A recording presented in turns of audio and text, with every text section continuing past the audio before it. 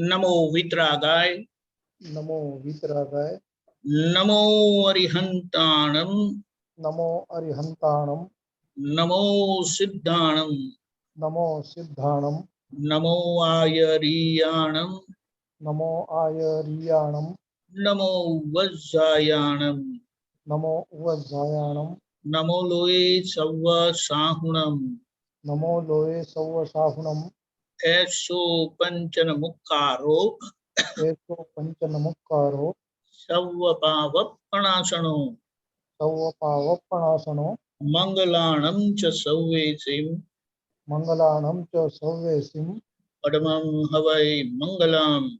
परमं वै मंगलम्। ओम नमो भगवते वासुदेवाय। ओम नमो भगवते वासुदेवाय। ओम नमः शिवाय। ओम नमः शिवाय। जय सच्चिदानंद। जय सच्चिदानंद। जय सच्चिदानंद गोकुल साहेब। जय जय सच्चिदानंद।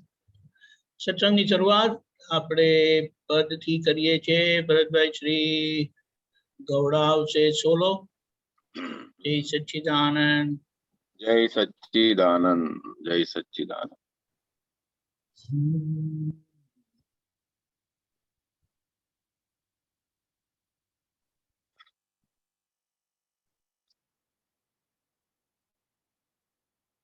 जय सच्चिदानंद। जय सच्चिदानंद, जय सच्चिदानंद। सातत्य होय तो ज उपदेश आपजो, अन्यथा वदशे केफ अवगाड़जो।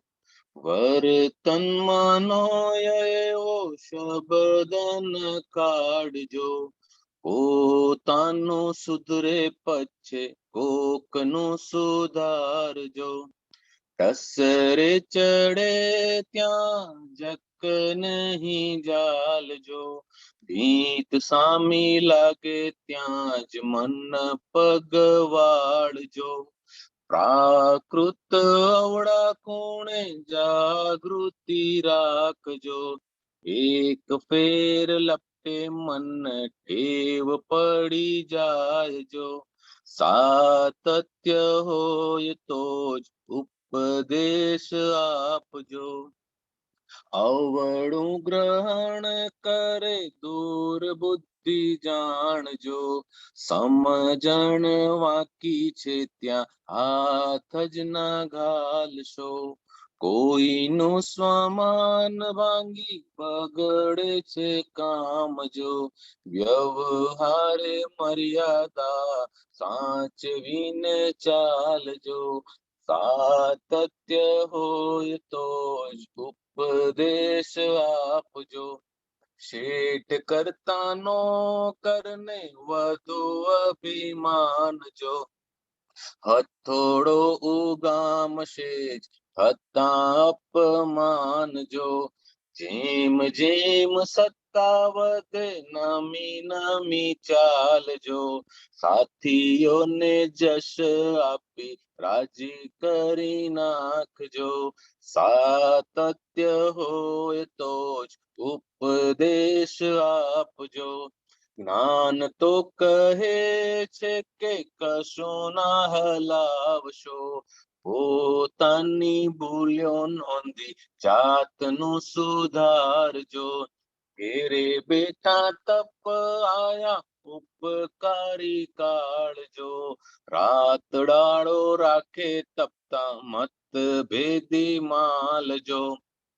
ઘેરે બેઠા તપ આયા ઉપકારી કાળજો, રાત દાડો રાખે તપતા મત ભેદી માલજો। સાતત્ય હોય તો જ ઉપદેશ આપજો, કશાયો ન ઉપજાવે વાણી સ્યાદ વાદજો। નાની કરુણા જોવી મીઠી લાગે ગાળજો, બરફમાં બેસાડીને પછી દેશે ડામજો। રક્ષણ આપી ગાંઠો બાળે નિષ્કામજો, સાતત્ય હોય તો ઉપદેશ આપજો. દાદા કહે ગાંડા અમને તો એ આવે વાલજો. રૂવે રૂવે શુદ્ધ પ્રેમ નિત વર્દી પ્યારજો. આડા માલ જાણ્યા છતાં દીધું અમને જ્ઞાન જો. મોક્ષ ખપીને કહું છું જે છે તે આ પામજો. સાતત્ય હોય તો જ ઉપદેશ આપજો. જગત ગતે ક્ષણે ક્ષણે સરવૈયું કાઢજો. પરાધીન પર સત્ય તાતા ખેંચ ટાળજો. વિશ્વ તો બાગ છે ફૂલ ને ઉદ્યાન જો. નોખી પ્રાકૃતિક સૌરભ જાણી જોઈ માણજો. સાતત્ય હોય તો ઉપદેશ આપજો. અન્યોન્ય પૂરક વિશ્વે સમસરના માર્ગ જો. કાળનું સુશોભન છે બેસુરામાં તાલજો. સમજણ વાકી છે કોઈને ના બાંધશો. કુદરત પકડી દંડે હશે કંઈક વાંક તો જ. સાતત્ય હોય તો જ ઉપદેશ આપજો. નથી જાણ્યું ત્યાં સુધી ઠોકર તમામ જો. જાણવું તો દાતા જ્ઞાન ખરે મોહ કામ જો. કનેગારી નીકળે છે ભરેલા શું માલ જો. પરમાણુ પાર કાચે હીરાને સંભાળજો. સાતત્ય હોય તો જ ઉપદેશ આપજો. ગમે તેવા બારી કર્મે દાદાને સંભાળજો. શૂળી ઘાવ સોએ સરશે નિશ્ચિંત માનજો. કેફ જે ઉતારે સર્વે તેનું નામ જ્ઞાન જો. ભિક્ષુકી ટાળે સર્વે ભેદ બુદ્ધિ ટાળજો. સાતત્ય હોય તો જ ઉપદેશ આપજો. વિતરાગોના મૂળ માર્ગને શતકોટી સલામ હો. કાયા સાથે છૂટા રહેવું પ્રગમેલું પ્રમાણ જો. દાદા દાદા દાદા બોલી છૂટ્યા જેના પ્રાણ જો. સમાધિ મરણ વાળા ભવ્યાત્મા સંભાળજો. દાદા દાદા દાદા બોલી છૂટ્યા જેના પ્રાણ જો. સમાધિ મરણ વાળા ભવ્યાત્મા સંભાળજો. સાતત્ય હોય તો ઉપદેશ આપજો.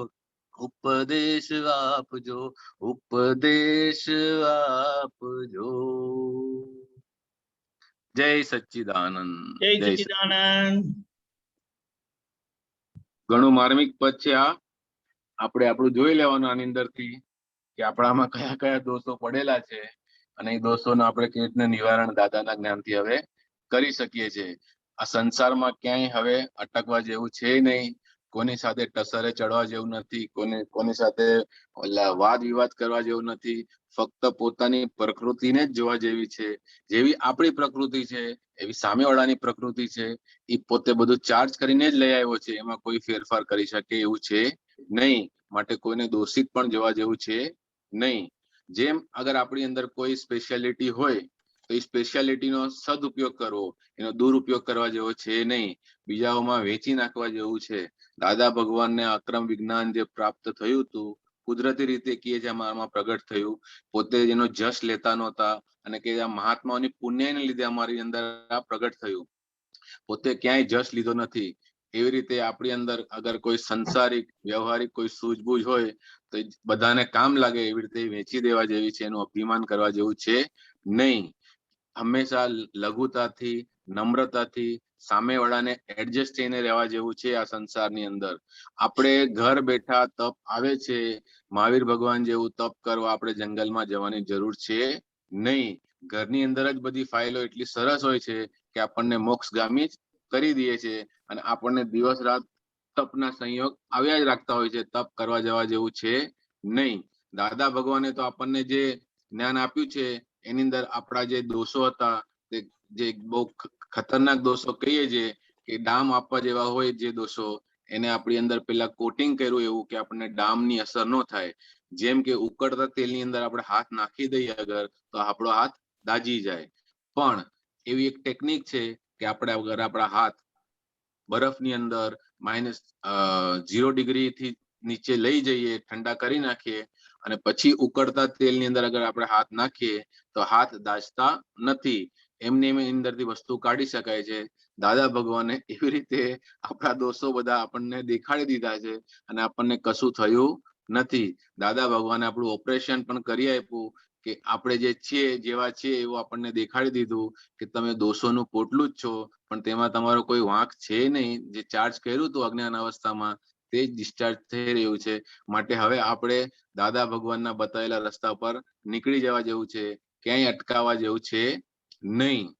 આપણે આપણી અંદર જે બધો માલ ભરીને લાવ્યા હતા એ માલ જોઈને તો કોઈ આપણને 2 મિનિટ પણ બાજુમાં બેસાડે એવું છે નહીં. છતાંય દાદા ભગવાને આપણને મોક્ષનું દાન આપી દીધું અને હું શુદ્ધાત્મા છું તેનું લક્ષ્ય ફિટ કરી દીધું. એને લીધે હવે આપણને સંસારની અંદર ક્યાંય પણ કોઈ પણ ઠેકાણે કોઈ જાતની તકલીફ દેખાતી નથી. અગર તકલીફ આવે બી છે તો દાદાને યાદ કરીએ તો એ તકલીફની જે ઇમ્પેક્ટ હોય છે તે ઇમ્પેક્ટ 100 રૂપિયાને બદલે 2 રૂપિયાની 5 રૂપિયાની થઈને એનો નિકાલ થઈ જાય છે. હાર્શ લાગતી નથી. કોઈને દોષિત જોવાનું પણ હવે ગમતું નથી. પોતાના જ દોષો છે તેવું દ્રઢ થઈ ગયું છે અંદર. છતાંય પ્રકૃતિ એવી હોય છે તો ક્યારેક ક્યારેક બીજાના દોષો જોઈ લેવાય છે. બીજાના દોષો પણ જોઈ લઈને આપણી પાસે કેવું હથિયાર આપ્યું છે પ્રતિક્રમણનું કે આપણે ત્યારે ને ત્યારે એને ભૂસી શકીએ છીએ.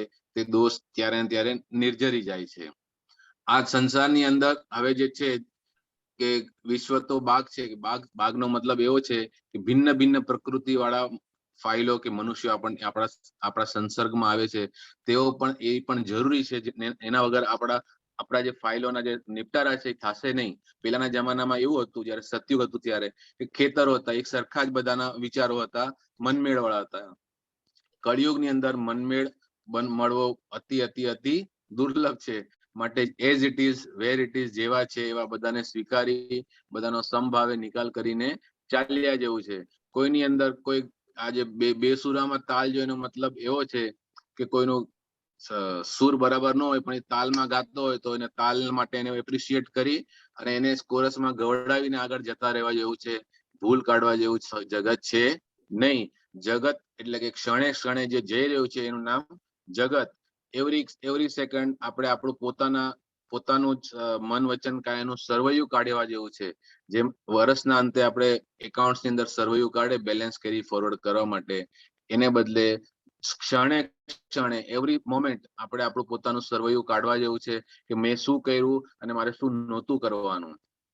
એવી રીતે કરતા જઈશું તો આપણો જે સંસાર છે સુશોભિત થઈને આથમી જશે. નવું કશું ચાર્જ થશે નહીં. જ્યાં સુધી સમજણ વાંકી છે ત્યાં સુધી સામેવાળાને દોષિત જોતા હતા. હવે દાદા ભગવાને આપણને જ્ઞાન આપીને આપણી સમજણ સવળી કરી નાખી. જે ફોકસ સામેવાળા તરફ હતું તે ફોકસ હવે આપણું પોતાની પ્રકૃતિ પર આવી ગયું. એટલે હવે આપણે પોતાની પ્રકૃતિ પણ જોઈ શકીએ છીએ, નિહાળી શકીએ છીએ અને હવે આપણે નિષ્પક્ષપાતી દિવસે દિવસે થતા જઈએ છીએ. આગળ એક સેકન્ડ. જય સચ્ચિદાનંદ. જય સચ્ચિદાનંદ.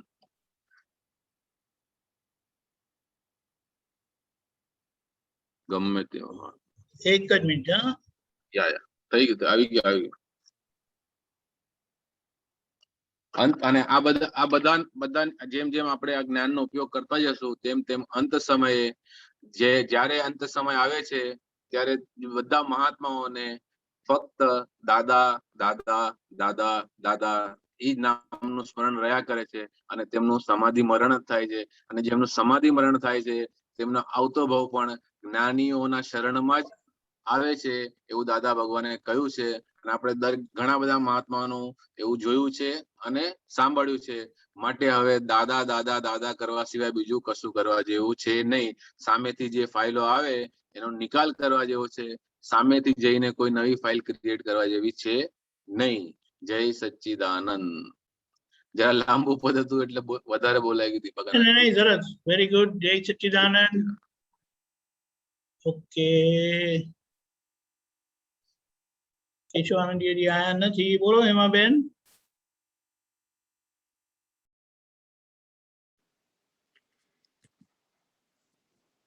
મારા 3 પ્રશ્નો છે, પણ હું તમને પહેલો પ્રશ્ન તો આપણે મને કે પરેશાનીની ક્લિપ્સ આવી હતી, એમાં લખ્યું હતું કે ભોગતા પુરુષને ખોળી રહ્યું છે ત્યારે સંતો સુખ ભોગને ખોળવા નીકળી પડે છે. 9:30 વાગે આવવાનો ટાઈમ હોય ત્યારે 9 વાગે ખોળવા નીકળી પડે છે. એમાં શું સમજવાનું?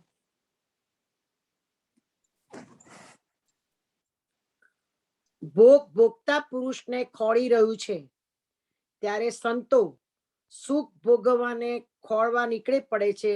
9:30 વાગે આવવાનો ટાઈમ હોય ત્યારે 9 વાગે જઈને ખોળે છે. આવું હોય તો તમારે ફોરવર્ડ કરવાનું. આ તો પરેશાનીને મોકલ્યું હતું વાક્ય. ઓકે, ના થાય તો કશું વાંધો નહીં, પછી એટલે પેલું બરાબર ખબર પડવી છે ને એ વાત. ઓકે, અને પછી બીજું વાક્ય છે શ્રેણી નંબર 27, પાના નંબર 31 અને વાક્ય 145 અને 144, પછી પાના નંબર 31 અને વાક્ય 144 અને 145 નું વાક્ય મેં તમને પહેલા પૂછ્યું હતું, પણ આમાં મને કઈ વાંધો નહીં, હમણાં આપણને કેવાનું. વર્તમાનનો ભય ગયો એટલે શું? કે વર્તમાનતા એટલે કોઈ જગ્યા એક શ્વાસ પણ સ્ટક ના થાય, એ અવસ્થા પણ સ્ટક ના થાય.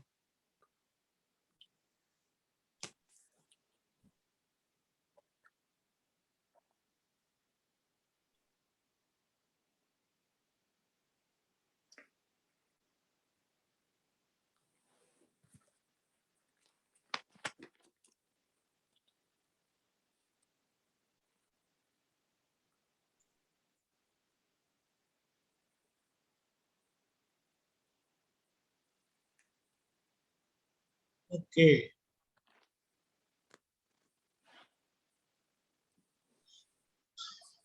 વર્તમાનનો ભય ગયો એટલે શું? કે વર્તમાનતા એ કોઈ જગાએ એક શ્વાસ પણ સ્ટક ના થાય, એક અવસ્થા પણ સ્ટક ના થાય. સમજાયું કે ના સમજાયું? આમ સમજાય, પણ આમ તમે સમજવા જાઓ, પાના ઉથલાયા અને આ આવ્યું એટલે પછી હેમાબેનનું મગજ ચાલ્યું કે આમાં શું સમજવાનું હેમાબેનને, જો એકત્વ માટે શું સમજવાનું? આમાં મતલબ શું કે કોઈ પણ સંજોગ હોય તે ભોગવટો કરાવે કે નહીં? હા, કરાવી ને. હવે જેમ એ ભોગવટાની અવસ્થા હોય ને, હોય પણ લિમિટેડ હોય ને. હા, એ જ. એટલે અવસ્થા એટલે શું? જેની શરૂઆત થાય ને એનો અંત થાય.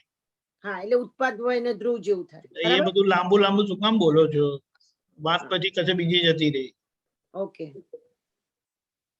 અવસ્થા ગઈ એટલે કે ભોગવટો ગયો. તો હવે એ ગયેલાની વાત આપણને યાદ રહેવી જોઈએ. જ્ઞાન શું કે જે ભોગવટો હિસાબ નહોતો ને તે આવ્યો ને ગયો, પતી ગયું. હવે પણ એવું નથી થતું. એ નથી થતું, બરાબર. કારણ કે એ ભોગવટામાં પોતે એને ભોગવનારા અજાગૃતિથી થાય છે. કારણ કે એ ભોગવટામાં જે વાણીનો પ્રયોગ થાય છે ને, ડિસ્ચાર્જ વાણીનો પ્રયોગ, મને ના ગમ્યું, કેટલું બધું હેરાન કર્યું મને, બરાબર છે. એ પછી સારું હોય, બહુ સારું કર્યું, પેલા ભાઈએ પેલા બેને બહુ સારું કર્યું. એટલે આવું જે થાય છે, હવે એ ભોગવટો તો તમારા હિસાબનો હતો, તે આવીને ગયો, તે કોણે ભોગવવાનું હતું? હેમાબેને. અને જાણવાનું કોને હતું? પ્રતિષ્ઠિત આત્માએ. એ ડફોને જાણીને શું કરવાનું? એનામાં જાણવાનો ગુણ છે? ના ના, હેમાબેન. હે, કોણ જાણશે? એ જ ગૂંચવાડો થાય છે, ક્યાં જાણવાનું, ક્યાં. તમે કોણ છો? લાકડી લઈને શુદ્ધાત્મા. બેસવું પડશે હવે તમારી જોડે. શુદ્ધ એટલે તો મેં કીધું ડફણા મારું શુદ્ધાત્મા. શુદ્ધાત્મા જુએ કે શું કરે શુદ્ધાત્મા ખાલી બીજું? જુએ. હા, એટલે એમ છે કે તમારે એટલે અંતરાત્મા દશાએ તમે જાગેલા હું તમારે જોવાનું હતું, પણ એ જોવામાં તમે કાચા પડ્યા, ઉપયોગ કાચો પડ્યો. એના લીધે જે ભોગવટો આવ્યો ને એમાં આભાસથી પોતે ભોગવે છે, કારણ કે વાણીનો પ્રયોગ બધી શું કહેવાય ચોંટ વાળી હોય, બરાબર. ચિકાસ વાળી હોય. ચિકાસ વાળો. મને ના ગમ્યું, મને મને મને મને કરીને આવે, પણ એના મનેમાં તમે તમારું જોડી દો છો આ જાગૃતિ. જ્યારે કાનન કે છે મમ્મી માથું બહુ દુખે છે, મારું માથું બહુ દુખે છે, તો તમને એમ થાય કે તમારું માથું દુખે છે કે એનું માથું દુખે છે? એનું દુખે છે. બરાબર છે. હવે એ બોલે છે મારું માથું દુખે છે, અને હેમાબેને બોલે કે મારું માથું દુખે છે, તો તે વખતે તમને શું થવું ઘટે આ જાગૃતિથી? કે જે રીતે કાનન કહે છે ને કે મારું માથું દુખે છે, તમને ખબર પડે કે કાનનનું માથું દુખે છે, તેવી રીતે અહીંયા તમારા હેમાબેનનું માથું દુખે છે એવું થવું જોઈએ જાગૃતિથી જોવાનું. પણ એના મારામાં પોતે થઈ જાય છે અજાગૃતિથી, અને એ પોતાપણું પકડાતું નથી. એ આપો એ અસરમાં એટલે એ ભોગવટાના પોતે કરતા થાય છે, ભોગવનારા થાય છે. ખબર પડી? એટલે ત્યાં સ્ટક થઈ જાય. હવે કારણ કે ભોગવટો તો આવીને ગયો, અને એની વાત આજે પણ તમારી અંદર ગુમરાયા કરે. તે દિવસે કાનાને બરાબર નતું કર્યું, પેલા એવું નતું કર્યું બરાબર. એટલે શ્વાસના આપણો વપરાઈ ગયો, બરાબર છે ને? શ્વાસ ગયો પણ અસર રહી. અસર રહી. ગઈકાલની વાત કરે, મહિના પહેલાની વાત કરે, વર્ષો પહેલાની વાત કરે. આમણે કરેલું ને બહુ ખોટું કરેલું. એ બરાબર નતું. Gone is gone. નહીં, એટલે વર્તમાનનો ભય એટલે વર્તમાનની અસર. ગઈ ક્યારે કહેવાય કે જ્યારે પોતે સંપૂર્ણ જોવા પડે રે, તો પછી એ તો ગઈ એને શું યાદ કરવાની, વાગડવાની કઈ હવે. બરાબર છે. બરાબર. સમજાયું? તો પછી આપણે આ સંસારીઓને જ વધારે પડતું હવે બધા શરીર વાળા બધા સંસારી જ છે. એમ નહીં, દાદા ભગવાને જોયા હતા તો કોઈ દિવસ આ વાત નતા કરતા કે સારું ખોટું આ તે, કશી વાત સિદ્ધાંતિક વાત કરતા હતા. એટલે એ દાખલા પરથી આપણે પોતાને પકડવાના છે, પોતાની ભૂલ પકડવાની છે. અને આપણે સારું ખોટું, ખાટું ખારું, વયું આવ્યું, બહુ ખારું મને ખોટું. એટલે અહીંયા એ જાગૃતિનો ઉપયોગ કરીને, કારણ કે સંજોગની અસર શું છે, છેલ્લી અસર તો કે ભોગવટો. નેટ કે ને ચામાં છેલ્લું શું બાકી રહી છે તો કૂચો. હવે કૂચાને ઓળખવાનો છે કે રાખવાનો છે કે ફેંકી દેવાનો છે? ફેંકી દેવાનો. તેવી રીતે આ ભોગવટો આવ્યો, તેનો એન્ડ કોઈ પણ સંજોગનો એન્ડ રિઝલ્ટ ભોગવટો છે. પછી એ સારો હોય, સાતા હોય કે અસાતા હોય, અને એ જોવાની જ પાત્ર છે. બરાબર. પણ આપણો ઉપયોગ કાચો પડે છે, કારણ કે એ વસ્તુ બને છે અને બની ગયેલી જતી રહી છે. પણ એમાં પોતે જાગૃતિ પૂર્વક ના રહ્યા ને, એમાં જે પોતે થયા તે એની અસર તમને રહે. એટલે પછી પેલા જે એમના થકી આવેલું હોય ને એના ઉપર કરવાનું આરોપણ થાય જ. તો દીપકાના એટલે આપણો ટાઈમ, હેમાનો ટાઈમ વધારે લોપટ ચોપટમાં જતો રહે છે. એ બધું કોઈ એમાં કોઈ તારણ કાઢવાનું નહીં. આપણે જાગૃતિ ફોકસ વાપરવાનું. જાગૃતિ શું કે જ્ઞાન શું કહે છે, કશું ના હલાવશો. એટલે એનો મતલબ શું કે જે હાલે છે ને તેના હલાવનાર કોઈ નથી. અચ્છા. એટલે જે થાય છે ને એના કરનારા કોઈ નથી, બસ એ થયા જ કરે છે. પરિણામ છે, કુદરતી રચનાનું ફળ છે. તેમાં તમે એને જોવા સ્વરૂપે જોયા કરો બસ. તેમાં અંદર મારાપણું છે ને એ તપાવશે તમને. પણ એ એક કરવા જાય તમને પોતા સ્વરૂપ કરવા જાય પણ તમે એને પોતા સ્વરૂપ થવા ના દો. જોયા જ કરો, જોયા જ કરો. મને બિલકુલ નહીં ગમ્યું. આવું તો થતું હશે, આવું ચાલે ના ચાલે બિલકુલ ના, પણ અંદર આ કુસ્તી ચાલે પણ એને એનામાં કશે સહી ના કરે, પોતે જોયા જ કરે. આજે તો તું છે ને હું છું. તો પછી આ ટેકના ધરનાર છે બોલીએ છે તો એની અસર એ કેટલી ટેક, થાય? એ ટેક એટલે દાદાની સમજણના ટેકના ધરનાર છે આપણે. શું સમજણ કે હું શુદ્ધાત્મા છું, મને શુદ્ધાત્મા બનાવ્યો છું અને હું શુદ્ધાત્મા સ્વરૂપે જ રહીશ, ગમે તે થાય, કમ વોટ મે. અચ્છા, સમજી ગઈ, સમજી ગઈ. પછી બીજું વાક્ય, સમય પર્યાય અને અવસ્થાનો પર્યાય બેમાં ફેર શું? સમયનો પર્યાય સૂક્ષ્મથી સૂક્ષ્મ હોય, જ્યારે અવસ્થાનો પર્યાય સૂક્ષ્મ હોય, છતાં બે પર્યાય પરમાત્મા જ હોય. કેશવાનંદજી જય સચ્ચિદાનંદ. હા, વાંચ્યું પેલું ઉપર આવ્યું છે તે, આ બીજું 145. હા, સમયનો પર્યાય અને અવસ્થાનો પર્યાય એ બેમાં ફેર છે. સમયનો પર્યાય સૂક્ષ્મથી સૂક્ષ્મ હોય, એટલે સમયનો પર્યાય એટલે સમય સમય વર્તે સાવધાન, એટલે સૂક્ષ્મથી સૂક્ષ્મ હોય, બરોબર. અને અવસ્થાનો પર્યાય સૂક્ષ્મ હોય, એટલે અવસ્થા આવે એનો જે અવસ્થાનો જે પર્યાય છે સૂક્ષ્મ છે, પણ છતાં બંને પર્યાય વર્તમાનતા નથી, કારણ કે વર્તમાનમાં છે, કઈ પાસ્ટ નથી. કારણ કે સમય સમય વર્તે સાવધાન એટલે એ સૂક્ષ્મથી સૂક્ષ્મ, એટલે સમય સમય શુદ્ધાત્મા જોયા કરે, સમય સમય ક્ષણે ક્ષણે, અને એ અવસ્થામાં રહે, એ અવસ્થામાં રહે. પણ એ જે અવસ્થા છે એ સમયની જે અવસ્થા તે બહુ સૂક્ષ્મ છે. અને અવસ્થા તો આપણે વારે ઘડી અંદર ફર્યા કરે, થોડી વાર પછી અવસ્થા બદલાય. હેમાબેનને પછી થાય કે હમણાં હવે બહાર જવું છે, ફરી થોડી વાર પછી વિચાર આવે કે નથી જવું. એ અવસ્થા સૂક્ષ્મ છે, પણ સમયની અવસ્થા તો બહુ સૂક્ષ્મ. એટલે સમય સમય એટલે નિરંતર તમને જે કેવળ જ્ઞાનની દશાની વાત હોય કે નિરંતર એમને શુદ્ધાત્માનું લક્ષ્ય જુદો જ દેખાય. એક સેકન્ડ માટે પણ, એક ક્ષણ માટે પણ, એક સમય માટે બી એકાકાર ના થાય. અને અવસ્થા એવું દેખાય ખરું? હા, કેવળ જ્ઞાનમાં શું ના દેખાય? એ કેવળ જ્ઞાનની દશા, એટલે તો દાદા કહેતા હતા કે ફાઇનલ દશામાં જયારે તમે આવશો ને, તો એની તો દશા જ કઈ ઓર છે, જે તીર્થંકર ભગવાનની જ્ઞાની પુરુષની હતી. આપણે તો હજુ અવસ્થામાં જ આપણે ગુમ થઈ જઈએ છીએ. પેલી તો બહુ જુદા વસ્તુ નહીં. ભલે આ બાજુ અવસ્થા કેવી હોય કે જે સૂક્ષ્મની અવસ્થાઓ બધી ચાલતી હોય, પણ એની અંદર જે સમયની અવસ્થા છે તો સૂક્ષ્મથી સૂક્ષ્મ છે. એટલે એ અવસ્થાને પણ તમે જાણી શકો.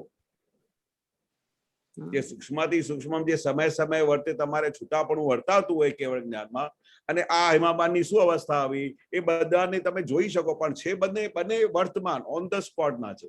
પેલી સૂક્ષ્મથી સૂક્ષ્મ છે, આ સૂક્ષ્મ છે, એટલે સૂક્ષ્મને તમે વધારે જલ્દી રીતે ઓળખી શકો. પણ એટલે તો સૂક્ષ્મથી સૂક્ષ્મ વસ્તુ કેવી એ કેવળ જ્ઞાનમાં દેખાય તમને. અચ્છા, હા, થોડો પ્રકાશ તમે નાખો.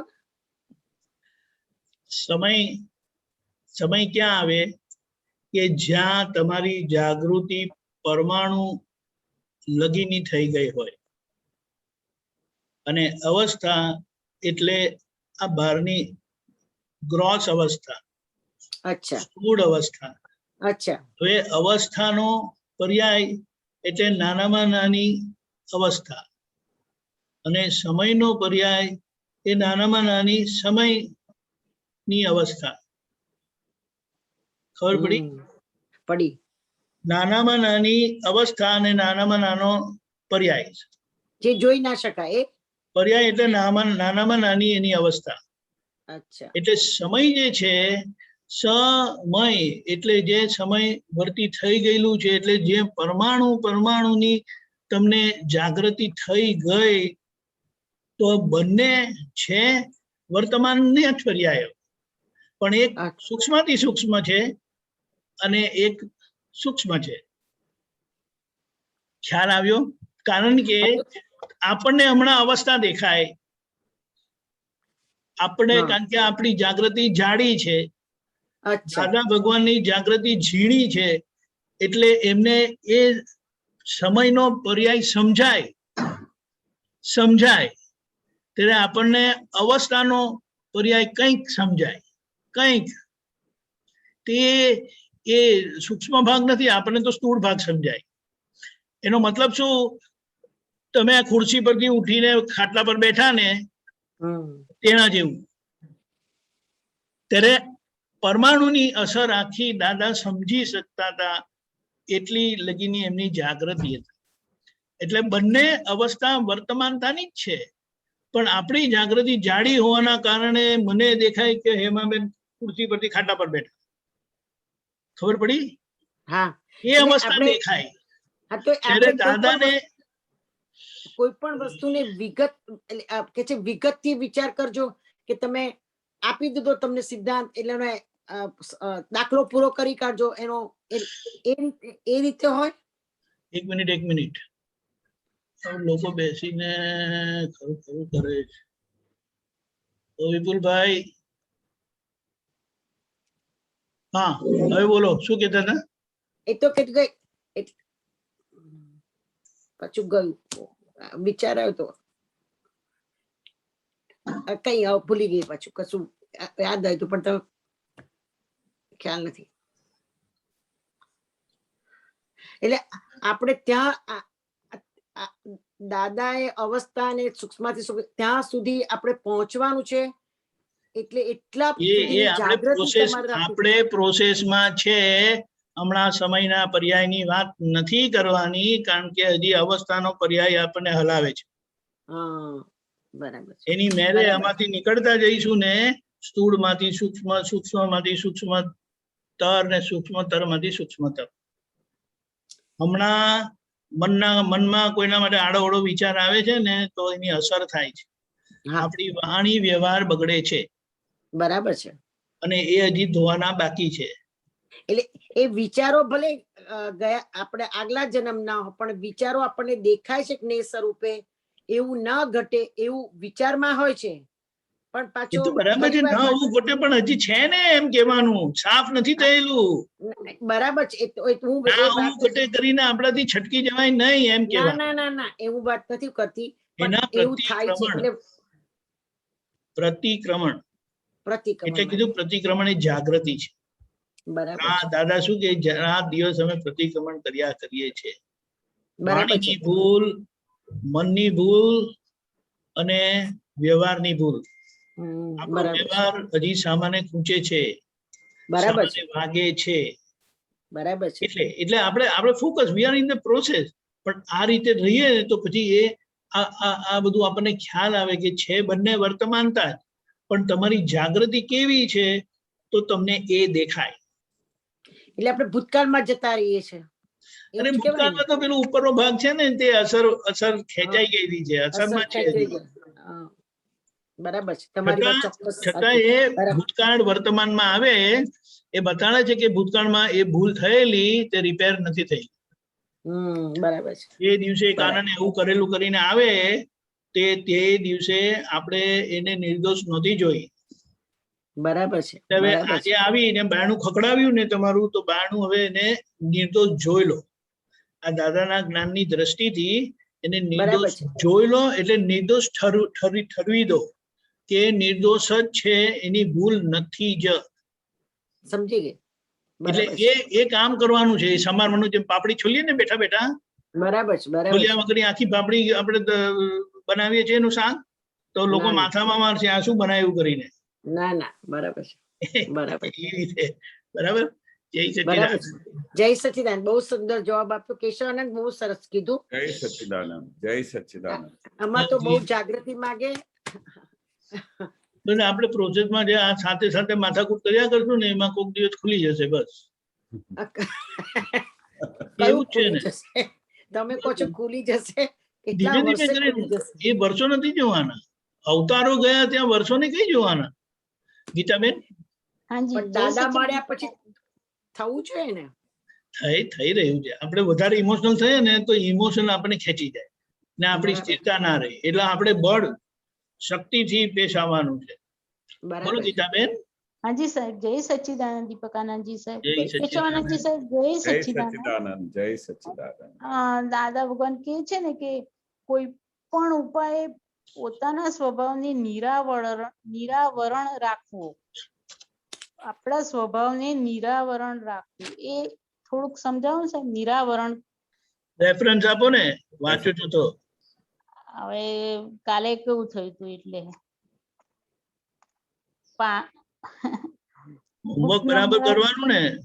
હા બુક નંબર 1717 પાનું નંબર 48 તારીખ 9/8/70 વડોદરા. પાનું 36 of 74 બાઇન્ડિંગ નંબર 8 છેક ઉપરના પાને છે, છેક ઉપર. હા. હવે બોલો તમે. એટલે પછી આ હા રેફરન્સ આવે ને એટલે કોઈને આગળ પાછળ કઈ વાંચવું હોય તો મળી જાય ને. આ પાછું આ તો કાલે વાત થઈ ને એટલે મેં કીધું કે હવે ઓછું કરવાનું રેફરન્સ એવું થઈ ગયું મને. ચાલો કઈ વાંધો નહીં, જેને ફાવે એને રેફરન્સ આપવાના છે હવે. આમાં નહીં, આમાં આવે, આ રેકોર્ડ થાય ને એમાં આવી જાય આપવાના. એટલે હા જી હા આપવાના. હા આપવાના આપવાના. કોઈ કોઈ તમને પણ વળી- ઉપાયે કોઈ તમને કોઈ વળ્યું પણ નથી ને? હમ, કોઈ તમને વળ્યું નથી ને? ના ના કઈ વળે નહીં. તો પછી કેમ આવું કહો છો? ના રેફરન્સ એટલે જોઈએ ને. તમારો સવાલ ઓથેન્ટિક થઈ જાય પછી ખબર કે તમે કશો અહીંયાથી જોઈને કીધું એટલે હવે એમાં કઈ હા ખોટું જોઈએ એમ. ખ્યાલ આવ્યો? ખરી બોલો વાત બોલો. છે. હા કોઈ પણ ઉપાયે પોતાના સ્વભાવને નિરાવરણ રાખવું. કોઈ પણ ઉપાયે તમારા સ્વભાવમાં રહો. કોઈ પણ રસ્તે મન વચન કાયાને યોગમાં રાખો. આ 3 વાક્યો પહેલા જ છે ઉપરના ભાગ. હા આવી ગયું આવી ગયું. હા આવી ગયો. આવ્યા ને? કોઈ હા. પણ ઉપાય પોતાના હા, ક્યાં ગયો? ઓકે. હા, કોઈ પણ ઉપાય પોતાના સ્વભાવને નિરાવરણ રાખવું. નિરાવરણ એટલે કોઈ બી આવરણ વગર, એટલે કોઈ બી તમે ઉપાય કરો પોતાના સ્વભાવમાં રહેવા માટે, બરોબર, એને નિરાવરણ એટલે કોઈ બી આવરણ ના રહે, હમ, બધું ખુલ્લું થઈ જાય. કોઈ બી હમ, તમે ઉપાય કરો પોતાના સ્વભાવમાં એટલે એને કોઈ આવરણ ના રહે, એને નિરંતર છૂટાપણામાં રાખો. કોઈ પણ ઉપાય તમારા સ્વભાવમાં રહો. સ્વભાવ એટલે આપણું સ્વભાવ શું છે કે આપણે આ પાડોશી છે, ફાઇલ નંબર 1 છે, આપણો સ્વભાવ શું છે, આપણે નિરંતર શુદ્ધાત્મા પદમાં છે. જ્ઞાતા દ્રષ્ટાપણો આપણો સ્વભાવમાં જે આત્માના જે અનંત ગુણો છે એટલે શું છે, પોતાના સ્વભાવમાં રહો. કોઈ પણ રસ્તે મન વચન કાયા ને યોગમાં રાખો. જે કંઈ પણ યોગ ભેગું થયું એને મન વચન કાયા ને યોગમાં રાખો, એટલે એને અવસ્થામાં રાખો, એને પ્રોપર ઓબ્ઝર્વેશનમાં રાખો કે આ હમણાં યોગ આવ્યું, આ મન વચન કાયાનું ભારે યોગ આવ્યું છે, એને જોયા કરો. એટલે તમે પહેલાથી કહી દીધો સ્વભાવમાં રહો. સ્વભાવમાં રહ્યો એટલે આત્માના સ્વભાવમાં રહે. મન વચન કાયાનો જે યોગ ઉભો થાય તે એમને પાડોશી તરીકે જોયા કરો. કમ્પ્લીટ દાદાજી વસ્તુ જે આખું વિજ્ઞાન શું કહે છે કે છૂટાપણામાં રહો. આખું વિજ્ઞાન છૂટાપણાની આપણી દાદાની સાયન્સ છે. અને છૂટાપણાનો અર્થ શું કે સીધું આપણે કેવળ જ્ઞાન સુધી લઈ જાય. છૂટાપણાની એટલી બધી સમજણ છે, એટલી બધી શક્તિ છે, પોતાના સ્વભાવમાં રહેવાની એટલી બધી દાદાએ ખુલ્લું કરીને આપેલું છે, જેથી કરીને મન વચન કાયનો યોગ અલગ રહે, તમારા આત્માનો સ્વભાવનો યોગ અલગ રહે. એ નિરંતર છૂટાપણામાં રહે. છેવટે કવિના પદો ગાઓ. શું કે છે દાદા? છેવટે તમારા હાથમાં તમે સ્વમાં આવી ગયા, તમારે થોડો ટાઈમ મળી ગયો, તમારો ઉપયોગ શામાં જવું જોઈએ કે ક્ષણે ક્ષણનો ઉપયોગ આત્મા સિવાય બીજું કયું હોવું જ ના જોઈએ. દાદા કે તમે થોડી વાર પછી ફ્રી થઈ ગયા, તમારી પાસે હમણાં કોઈ યોગ નથી, કોઈ પણ હમણાં કોઈ સંજોગ નથી, તો શું કરો? છેવટે કવિના પદો ગાઓ. કવિના પદો ગાઈને થાકી ગયા તો પછી કે તમે પોતાના પ્રતિક્રમણ શરૂ કરી દો. પ્રતિક્રમણ શરૂ કરીને થાકી ગયા તો સામાયિક કરો. દાદા કે અમારી પાસે ટાઈમ જ નથી, એવું બોલતા હતા. ઘણા બધા કે ને કે અમને તો રાતો રાત કે છે ને દાદા એવું કઈ કરી આપો ને કે સાને સાલું બધું છૂટાપડું જ થઈ જાય, ખુલ્લું જ થઈ જાય. શા માટે કહેતા હતા? તો એને તો પછી કેટલી વાર ઉપયોગમાં રહેવું પડે, ક્ષણે ક્ષણ ઉપયોગમાં રહેવું પડે. બહુ જ. એટલે દાદા એવું બી કહેતા હતા કે હવે ક્યાં સુધી સૂશો, હવે તો જાગી ગયા છો, હવે તો જાગો. એટલે જાગવાનો અર્થ શું કહેતા હતા કે તમે ક્ષણની જાગૃતિ રાખો. તમારો ઉપયોગ ગીતાબેન ક્યાં જાય છે, કઈ વખતે એકાકાર થઈ જાય છે, કઈ જગ્યાએ તમે એ બધા સંજોગમાં એકાકાર થઈને બધું ઊંધું થઈ ગયું, ક્યારે તમને જાગૃતિ રહે છે, એ બધોનો ઉપયોગ રાખો. એટલે આ બહુ મોટી સેન્ટેન્સ કહી દીધી. છેવટે તમે કવિના પદો ગાઓ. ઘણી વખતે દાદાની જોડે વાત થતી ને તો દાદાને કહેતા હતા કે દાદા આખો દિવસ પ્રતિક્રમણ કરીને કંટાળી જઈએ છે કે દાદા કે આપણી પાસે એટલી બધી વસ્તુઓ છે ને કંટાળવા જેવી કઈ વસ્તુ જ ના બને. ખરેખર ખરેખર કંટાળા જેવી વસ્તુ જ ના બને. ઘણા બધા કહેતા હતા દાદા આ બધું કરીને થાકી જાય. કે મેં કે આટલું બધી વસ્તુ આપી છે ને કે કંટાળા જેવી વસ્તુ જ ના આવે. થાકી ગયા હો તો અમને કહેતા હતા કે જાઓ બહાર જઈને ફરી આવો, રિયલ રિલેટિવ જોઈને આવો. આખો દિવસ સામાયિક કરીને થાકી ગયા હો તો તમારે ચેન્જ કરો. સવારથી લઈને સાંજ સુધીનું આખું શેડ્યુલ બનાવો કે મારે કેવી રીતે રહેવાનું છે, કેવી રીતે જાગૃતિ રહેવાનું છે. પછી રાત્રે સૂતા પહેલા ફરી તમારી પાસે રસ્તો છે કે કઈ કઈ જગ્યાએ ઉપયોગ ચૂકી ગયો એના પ્રતિક્રમણ કરો.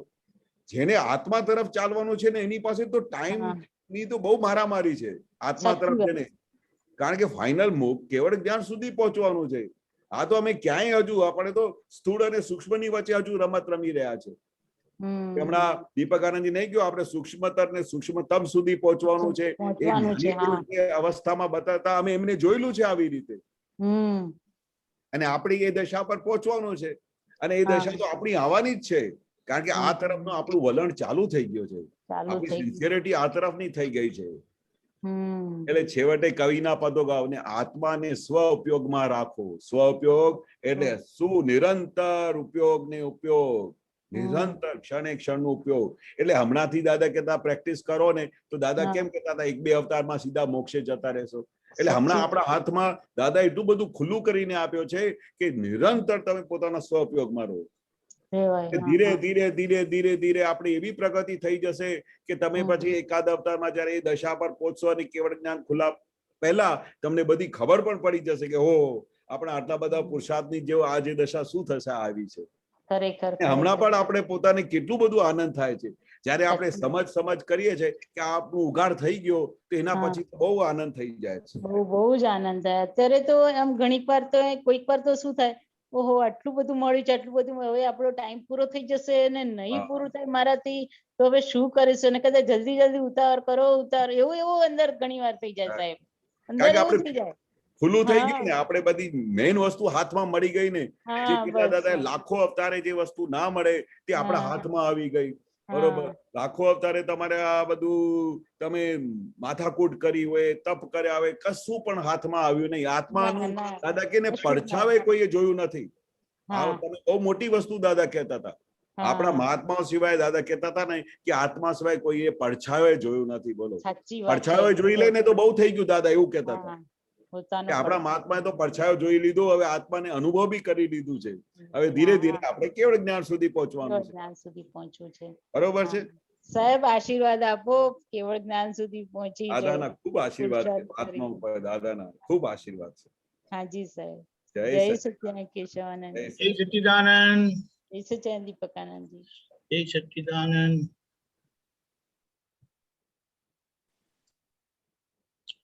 ગીતાબેન મણિનગર. જય સચ્ચિદાનંદ દીપકાનંદજી, કેશવાનંદજી. જય સચ્ચિદાનંદ. જય સચ્ચિદાનંદ. હા, બુદ્ધિ અને પ્રજ્ઞાનું ડિમાર્કેશન થોડું સમજાવો ને. શું? બુદ્ધિ અને પ્રજ્ઞાનું ડિમાર્કેશન કેવી રીતે સમજવું એમ? હા. બુદ્ધિ તો કેવી છે? બુદ્ધિ તો આપણે શું બતાડે? બુદ્ધિની જે બોર્ડ છે ને એમની જે લેન્થ જુઓ કે એમની ડિટેલમાં એમની શું છે એન્ડ સુધીનું એમનું આખું પર્યાય જુઓ ને તો એનું એક જ વસ્તુ છે. બુદ્ધિ શું કરે? નફો અને ટોટો બતાડ્યા કરે. નફો અને નુકસાન. આ બાજુ આવી રીતે જશો, આ બાજુ પેલી બાજુ જશો તો આ બાજુ ફાયદો થશે, આમ કરશો તો તમારે નુકસાન થશે. એની સીમિત એટલી છે બુદ્ધિની. બુદ્ધિની સીમિત કેટલી છે કે વ્યવહારમાં કેવી રીતે જઈને હું નોકરી કરી આવું તો મારું પેલું કામ થઈ જાય, તો મારા છોકરાઓને ભણાવો, શીખવાડું, એને પગારમાંથી આ કરું, એની બુદ્ધિ અહીંયા આવે. બરાબર છે. એની બુદ્ધિ સીમિત છે. બુદ્ધિ કઈ ફૂલ પ્રકાશ નથી.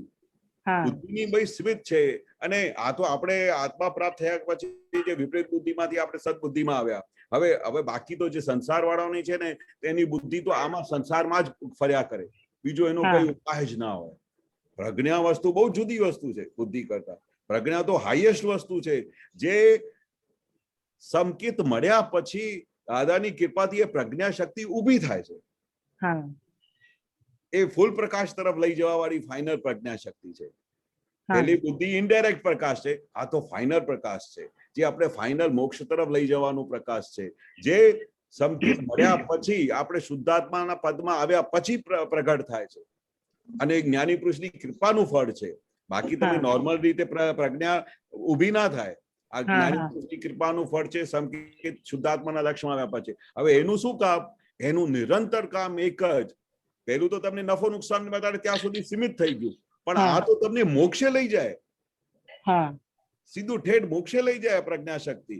અને તમને ક્ષણે ક્ષણે સાવચેત કરે કે ભાઈ ગીતાબેન હમણાં શું કર્યું, હમણાં એમનો દોષ જોઈ લીધું, ગીતાબેન કરો, પ્રતિક્રમણ કરો.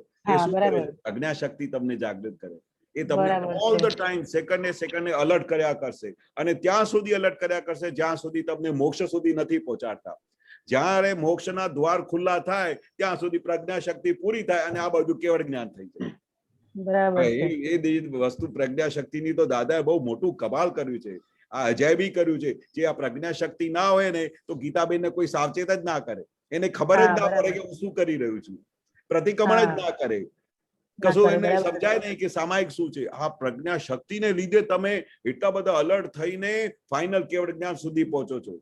આ દાદાએ તો બહુ ઇન્ટરમીડિયેટરી જે બધું ખુલ્લું કર્યું છે ને, એ મોટામાં મોટી વસ્તુ છે આપણે કેવળ જ્ઞાન તરફ લઈ જવાની.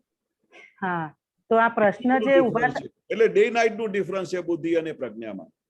આ પ્રશ્ન જે ઉભા થાય છે બુદ્ધિ જ ઉભા કરે છે ને પૂછે છે, પણ બુદ્ધિથી જ પૂછાય છે પ્રશ્ન. હા, બુદ્ધિ જ બતાડે છે ને. કેવળ જ્ઞાનમાં જે પ્રકાશ હોય તો એમાં કોઈ પ્રશ્ન જ ના હોય. તમને શુદ્ધાત્મા કેવું હશે, કેવળ જ્ઞાનમાં તમે આવો તો એને કોઈ ક્વેશ્ચન જ ના હોય, એને દેખાયા કરે, ઝડક્યા કરે, બધું ઝડક્યા કરે એમને. બુદ્ધિને તો ઉપયોગ રાખવું પડે, આમ કરો તેમ કરો, કારણ કે ઇનડાયરેક્ટ પ્રકાશ છે. પેલું તો ફૂલ ડાયરેક્ટ પ્રકાશ છે આત્માનું. હા, તો પછી હજુ એવું થયું ને કે હજુ પ્રજ્ઞા કામ નથી કરતી, બુદ્ધિ જ કામ કરે છે, એવું થયું? ના, બુદ્ધિ એટલે કામ કરે, પણ હમણાં શું છે, આપણે હમણાં કઈ કન્ડિશનમાં છે કે હમણાં જે કઈ પણ ઊંધું થાય છે તો તમને પ્રજ્ઞા શક્તિ હાજર થાય છે કે નથી કરતી? એ કે છે ને કે ગીતાબેન તમે પેલું આ ખોટું કર્યું, આજે પ્રતિક્રમણ કરો, આ તમે આવી રીતે તમારે અહીંયા મોહ થઈ ગયું, અહીંયા તમારું કપટ થઈ ગયું, એ તમને કોઈ કે છે કે નથી કહેતું? એટલે આપણે એ પ્રજ્ઞા શક્તિ આપણે સાવચેત છે, હાજર છે. હમણાં તમને અલર્ટ કરી રહી છે, અને એ અલર્ટ કરી દે છે એ મોટામાં મોટી નિશાની છે કે તમને પ્રજ્ઞા શક્તિ. બુદ્ધિ તો એમનું બધું બતાડ્યા કરે. દાદા શું કે છે, બુદ્ધિની એટલી જ જરૂર છે કે જેટલું તમારે ઘર વ્યવહાર ચાલી શકે એટલી જ જરૂર છે, અને એ તો જરૂર ખરી ને. તો તમને બુદ્ધિ બિલકુલ હપુચી નીલ થઈ જાય તો તમારું ઘર વ્યવહાર કેવી રીતે ચાલે? ના ચાલે. બરાબર છે. ઘર વ્યવહાર ચલાવવા પૂરતી બુદ્ધિની જરૂર છે, એ તમારી પાસે છે, એ કામ કર્યા કરશે.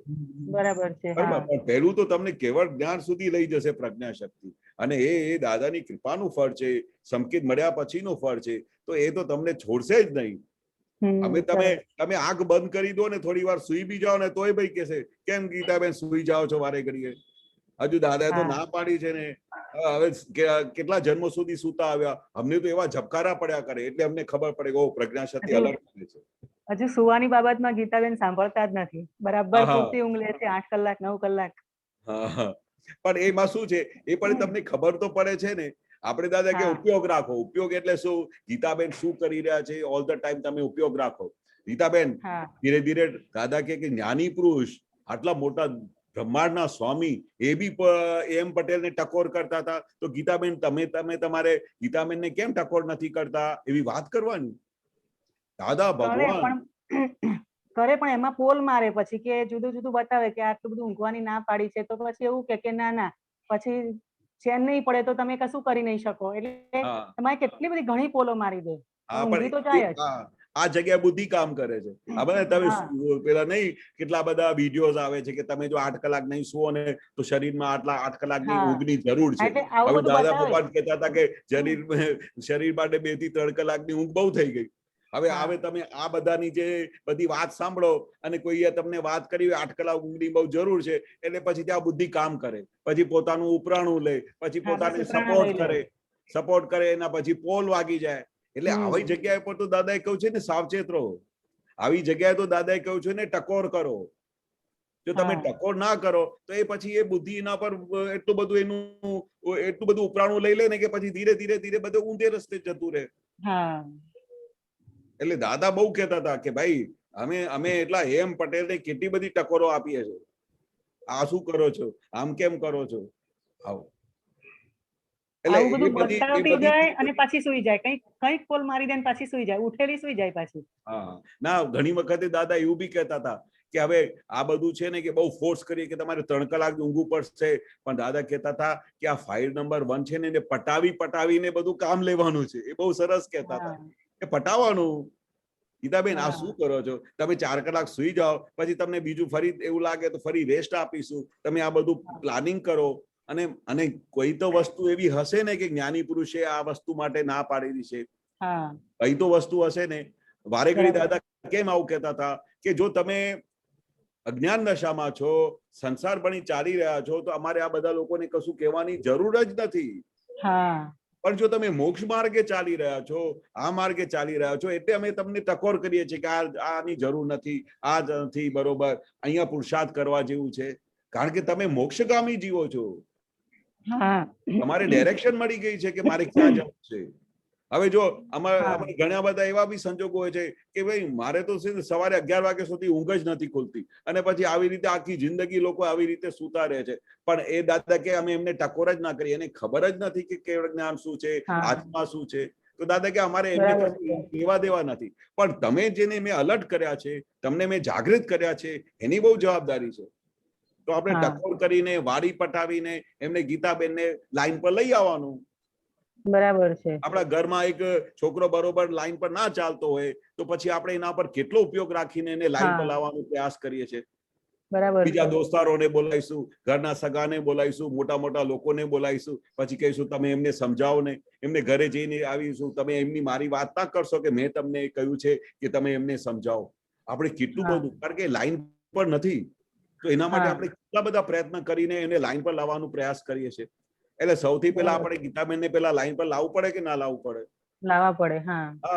એને પટાવી સટાવીને, એને લોલીપોપ આપીને, એને ગમે તે રીતે બંને રીતે સમજાવીને કે તું આવું કરીશ ને તો હું તને આના માટે આ તને હેલ્પ કરીશ, આમ કરીશ. આમ કરીને દાદા કે છે ને કે એમને આગળ વધવાનું છે. આપણો ધ્યેય તો એક જ છે કે મારે કોઈ પણ રીતે આ માર્ગે આગળ વધવાનું છે. પેલું બોધરેશન લઈ લે કે આટલી બધી ફાઇલો ક્લિયર કરવાની છે, પણ ઊંઘ ઓછી નથી કરતી, બાકી બધું બરાબર ચાલે. ઊંઘ આંખ ખુલે એવું તરત દાદા સિવાય બીજું કશું હોય નહીં મગજમાં. પણ ઊંઘ એવી બહુ જે છે કે ઊંઘમાં હજુ જાગૃતિ લાવવી મને બહુ અઘરી પડે છે. એટલે મને જો કે હજુ મને બોલાય છે. અમે તો દાદા કે છે શામ દામ દંડ ભેદ બધું વાપરવાનું. એટલે પેલા તો બહુ પ્રેમથી સમજાવવાનું ગીતાબેનને. ગીતાબેન આ શોભે નહીં આપણને, આપણે મોક્ષગામી જીવો છે. દાદા કે છે 1 સેકન્ડ પણ આપણી પાસે છે નહીં, ટાઈમ બિલકુલ નથી. આપણે ક્યારે આ બધી ગાંઠોને ઉગાડીશું? આપણે આ બધું કામ કરવાનું છે. પછી હજુ ના માને તો ફરી એમને કહેવાનું કે જો તમે હવે ઊંઘવાની આ ટેવ બંધ નહીં કરો ને તો તમને 2 દિવસ ઉપવાસ પર મૂકી દઈશ. પછી અમે ઉપવાસ પર મૂકી દઈશું, પછી તમને તકલીફ થશે. પછી એક વખત ઉપવાસ પર મૂકી જવાનું, જો કેવું બધું અંદર થાય છે. પછી એના અંદરનું જે તમારું મન છે ને એને ખબર પડી જશે કે સારું બહુ વારે ઘડી ઊંઘી તો પછી મને ગીતાબેન છે ને ફરી ઉપવાસ પર મૂકી દેશે, અને મારાથી તો ઉપવાસ તો સહન થતું નથી. બરાબર છે. પછી આમ કરીને શામ દામ દંડ ભેદ કરીને આપણે લાઈન પર લઈ આવવાનું છે. જે રીતે આપણા છોકરાને કેવી રીતે લાઈન પર લઈ આવીએ, બરાબર, એવી રીતે આના ઉપર ઉપયોગ કરવાનો છે. આ ઉપયોગ વસ્તુ દાદાએ બહુ મોટી વસ્તુ આપી છે. અંદર ખાને બીજી ઇમ્પોર્ટન્ટ વસ્તુ કઈ, તમારે નિશ્ચય હોવું જોઈએ કે મારે ઊંઘ નથી, મારે જેટલી જરૂર ઊંઘ છે એટલી લઈ લો. આપણે ક્યાં ના પાડે છે? બરાબર છે. આ નિશ્ચય કરવો પડશે. નિશ્ચય કરવું પડે કે આપણે આ ક્યાં સુધી ગીતાબેન આવું ચાલશે. જો તમે આવી રીતે ઊંઘી જશો તો પછી તમારું આગળ કામ પ્રગતિ કેવી રીતે થશે? પુરુષાર્થ ક્યારે થશે? અચ્છા, જો આ બધી બહુ સારી વસ્તુ છે તો જ્ઞાની પુરુષે આના પર અનુમોદના આપી હોત. અમે તો દાદા ભગવાનને રૂમમાં જોતા હતા. હું તો દાદા ભગવાનને એટલા બધા રૂમમાં જોયેલું છે કે અમને એવું થતું હતું કે દાદા કેવી રીતે આખી રાત જાગે છે. હાર્ડલી અમને તો એવું લાગે કે અડધા 1 કલાક માટે સારી હલકી આમ આવી ગઈ ને તો દાદાને કામ થઈ ગયું. એટલા માટે દાદાએ ખુલ્લું કર્યું. બાકીનું ટાઈમ આખો વખત ઉપયોગમાં બધી અંદર બધી વિધિઓ કરતા હતા, જગત કલ્યાણની ભાવનાઓ કરતા હતા. અમે જોઈને હેરાન થતા હતા. એ તો દાદાને કોણ રોકી શકે? ભાઈ તમે કેમ આ 4 કલાક સુઈ ગયા? પણ દાદા કહેતા ટાઈમ નથી. મોક્ષ માર્ગે જવા માટે કોઈને પાસે ટાઈમ હોતું નથી, એટલે ટાઈમ વ્યર્થ કરવા જેવું નથી, એવું અલર્ટ કરતા. બરાબર છે. એવી રીતે બધા જાતના બધા એમને એવિડન્સીસ આપવાના. અમને એક વસ્તુ બહુ સારી રીતે સમજાય છે કે જ્ઞાની પુરુષ કઈ રીતે જીવન જીવી ગયા. અને જે રીતે હા. જીવન જીવી ગયા that is 100% correct. A correct રસ્તો છે. પછી દાદા તો એવી એક વસ્તુ નથી જેના માટે દાદાએ ખુલ્લું ના કર્યું. ઊંઘ હોય કે વ્યવહાર હોય કે ઉઠવાનું બેસવાનું હોય કે નિશ્ચય હોય, યુ નેમ ધ થિંગ, દરેક વસ્તુ માટે દાદાએ ખુલ્લું કર્યું છે. એટલે તો પછી ફાઇનલ આવી ગયો ને કે દાદાએ જે એમના કેવળ જ્ઞાન દર્શનમાં જોયું છે ધેટ ઇઝ ફાઇનલ. વ્યવહાર તો આવું જ હોવું હા. જોઈએ. ફાઇનલ એટલે એવું- સાથે આવી રીતે જ હોવું જોઈએ. આવી હા રીતે જ આપણે પુરુષાર્થ કરવું જોઈએ. બસ જેવું દાદાએ કર્યું છે એવું ગીતાબેન ફોલો કરો, ધેટ્સ ઓલ. હા ઘણા હા બધા હા એટલે હવે આ લોકોને તો ધ્યેય ખબર જ પાકો નથી. કરવાનો. હા હા, ઘણા બધાને તો બહારના લોકોને તો ખબર જ નથી જીવન કેવી રીતે જીવવું. આપણી પાસે તો બરાબર ખુલ્લું છે. કિતાબ છે દાદાનું. હા હા બરોબર. બરાબર છે. હા હા જય સચ્ચિદાનંદ. હા જય સચ્ચિદાનંદ. જય સચ્ચિદાનંદ. કેશવાનંદજી, હા. એ પડો જરા. Oh, wonderful. Prime Minister Narendra Modi is said to work 20 hours a day. I have very little sleep. All my doctor friends consistently advise me that I should increase my sleeping. I should sleep minimum for 5 to 6 hours. But I have become so workaholic and it has become my habit since many years that I hardly sleep for 3.5 hours. Wonderful. But it is a very sound sleep. I go to bed and within 30 seconds I fall asleep. Prime Minister Modi said during an interview in 2011. Wonderful, wonderful. એટલે આ મોટામાં મોટું પ્રમાણ છે. હા અરે આપણે કેશવાનંદજી, હાજી. એક ઓડિયો મેસેજ એવો આવેલો કે હા એમના કોઈ ફ્રેન્ડે એમને ફોન કરેલો બહુ નજીકના નાનપણથી. હા તો કે મારે એક સાધના કરવી છે. તો કે શું સાધના કરવી છે? આ હું 3-3.5 કલાક સૂવું છું ને એને કેમ કરીને ઓછી કરું એમ કે ઓહ જેથી કરીને હું કંઈક સમય વધારે આપી શકું મારા દેશ માટે. હવે આપણે આ વાત સમજો ને, આપણે શુદ્ધાત્મા હા. માટે સમયની વિચારવાનું છે. હા એટલે આ બધા સ્વાધ્યાયથી આપણી જે સંસાર તરફની જે હતી ને એ ઓછી થતી જાય ને આ તરફનું પાકું થતું જાય. એટલે હા. એમાં ઇમોશનલ નહીં થવાનું, સમજણથી, શક્તિથી, સમાધાનથી આગળ વધવાનું છે. હા એટલે હવે એવું સમજાય કે હજુ આ ફાઇલો ક્લિયર કરવાનો ધ્યેય હજુ પાક્કો નથી કર્યો એવું થયું ને. એવા બધા તાના નહીં કાઢવાના, સંભાવ્ય નિકાલ કરવો જ છે, બધું કરવું છે. પણ હા બીજી બધી નેગેટિવ બાબત એટલે આપણા જે અભિપ્રાય પડી ગયેલા છે ને, હા આમ હોવું જ જોઈએ, આટલું હોવું જ હા. જોઈએ, આમ કરવું જ જોઈએ, હા એ આડે આવે છે. એને બરાબર. પકડવાનું છે. હા આટલી રોટલી ખાવી જ જોઈએ, આટલું ખાવાનું ખાવું જ જોઈએ, આટલું સૂવું જ જોઈએ, એ બધી માન્યતા આપણને એ તરફ વારે વારે લઈ જાય છે. હા માન્યતા, સુવાની માન્યતા જ લઈ જાય છે બધું. એક જ મિનિટ કેશવાનંદજી, હા પહેલું પગથિયું શું ખબર છે કે તમે જો 15 કલાક જાગો છો ને તો એ 15 કલાકને એફિશિયન્ટ કરો તો એ 16 કલાક થશે, 17 કલાક થશે. પણ એ જો એફિશિયન્ટ નહીં થાય ને તો જાગેલું તમારું કામમાં લાગે નહીં. બરાબર છે. હા જાગીને કરશો શું? એ 15 કલાકમાં 20 કલાકનું કામ કરો તો એની મેળે ઊંઘ ઓછી જ થઈ જશે. બરાબર છે. સરસ. અને આ જાગૃતિનો પ્રોસેસ છે, આખો જાગૃતિનો માર્ગ છે. એટલે સહેજે ઊંઘ ઓછી જ થઈ જશે. એટલે કે આ 15 કલાકમાં કેટલા જાગ્રત રહીએ છે ને એના પર ફોકસ રાખ. કેટલા કલાક સુતા નહીં સુતા એ માપદંડ નથી, પણ આ તો એક સમજણ. ઘણી વખત તો તમારા પર ફોકસ જતો રહે કે તમે કેટલું કામ કરો છો, કે ક્યારે ઊંઘતા છો, એ તો ઝેડ ખબર હોય છે. તો આ કેમનું થાય એમ એવું થઈ જાય. ઘણી વખત બહુ વાર વિચાર આવે આવો. એટલે આ વાત સમજવાની છે કે આપણે એનો ઉપયોગ જેટલો કરીએ ને તો પછી એની મેળે એ ઓછું થતું જાય. અને તમને સમજાશે પણ કે ક્યાં ભૂલ થાય છે. કારણ કે કોઈ તમારી પાસે 24 કલાક ઓબ્ઝર્વ કરી શકે નહીં, તમારે જ ઓબ્ઝર્વ કરવાનું છે કે તમે તમારી શક્તિઓ ક્યાં બધી વેડફાઈ જાય. અને એ બચશે તો ઊંઘવા જશો ને, સારામાં સારી બેડ, ફર્સ્ટ ક્લાસ ટેમ્પરેચર, ઓઢવાનું, તમે જાગતા રહેશો. બરાબર છે. હમણાં તો ઉભા સુઈ જાય, બેઠા સુઈ જાય. મુંબઈમાં લોકલ ટ્રેનમાં છે ને આમ હાથ પકડીને લોકો સૂતા હોય છે. અરે બહાર ઓલમોસ્ટ નજીક ગેટની પાસે ઉભા તોય અમે હેરાન થઈએ. અને ઊંઘ પણ કેવી બહુ સરસ ઊંઘ. એવું ના કે વિધાઉટ કોઈ ડિસ્ટર્બન્સ વગરની ઊંઘ. એટલે નિરાંતે ઊંઘતા હોય પકડીને. કેશવાનંદજી, હા, આના માટે છે ને આપણે નિમેશ આનંદને ઇન્વાઇટ કરીએ કારણ કે એમને આ લોકલ ટ્રેનનો અનુભવ સખત છે. નિમેશ આનંદજી પ્રભુ ઓ નિમેશ આનંદજી ક્યાં છે? અરે છે એમનું મને નામ ખબર છે. નિમેશ આનંદજી ક્યાં ગયા ચાલુ કરીને? નિમેશ આનંદજી અનમ્યુટ કરો.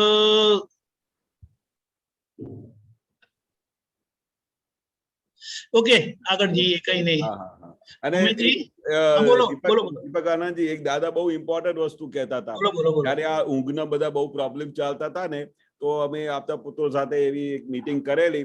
ત્યારે અમે બી એવી રીતે દાદાને વારે ઘડીએ પૂછતા હતા. હવે તો એ તો સ્ટાર્ટિંગ હતી તે વખતની. પછી એક દિવસ દાદાએ કહ્યું કે ભાઈ એકચ્યુઅલી જે બોડીમાં જે ઊંઘની જરૂર હોય ને 2 થી 3 કલાક હોય, અને એના પછી બાકીના કલાક જે સૂઈએ છે ને આપણી મનની ઊંઘ સૂઈએ છે. એટલે આના પછીની ઊંઘ આપણા મનની ઊંઘ હોય છે. મનની જ ઊંઘ. થોડી વાર હજુ વધારે સૂઈ જવું તો સારું, કઈ વીકનેસ ના પડી જાય, એ બધું મન પછી કામ કરતું હોય છે. એટલે આવી રીતે બધી પોલ મારે કે પછી નહીં થાય, આ થશે તે થશે, એવી પોલ મારી દે બધી. અને કરી એમ કરીને પાછી સૂઈ જાય સમજાવીને. એટલે આવી રીતે પકડવાનું કે ચાલો આ 4 કલાક પછી તો આ મનની ઊંઘ છે આપણી બધી. બરાબર છે. આવી રીતે અલર્ટ રાખવાનું. જય સચ્ચિદાનંદ. જય સચ્ચિદાનંદ. जय सच्चिदानंद स्वामी जी. जय सच्चिदानंद स्वामी जी. जय सच्चिदानंद. स्वामी जी, जब आप हेमा जी से बात कर रहे थे तो मेरे को कुछ समझ आया, तो मैं वो आपके सामने रख रहा हूँ. आप गुजराती में भी बता सकते हैं, थोड़ा थोड़ा समझ आ जाएगा. निर्दोष दृष्टि ही सबको निर्दोष देखती है बाय डिफॉल्ट, स्वाभाविक रूप से. तो आत्मा, शुद्ध आत्मा की दृष्टि स्वाभाविक रूप से निर्दोष है, और जिसको शुद्धात्मा ज्ञाता रूप में देखता है वह भी स्वाभाविक रूप से निर्दोष है. तो बीच में जो गड़बड़ होती है सारी, वो उमेश के आने से होती है. तो अब मेरा प्रश्न ये है, क्या ये संभव है कि उमेश की दृष्टि शुद्धात्मा की दृष्टि की तरह निर्दोष हो जाए?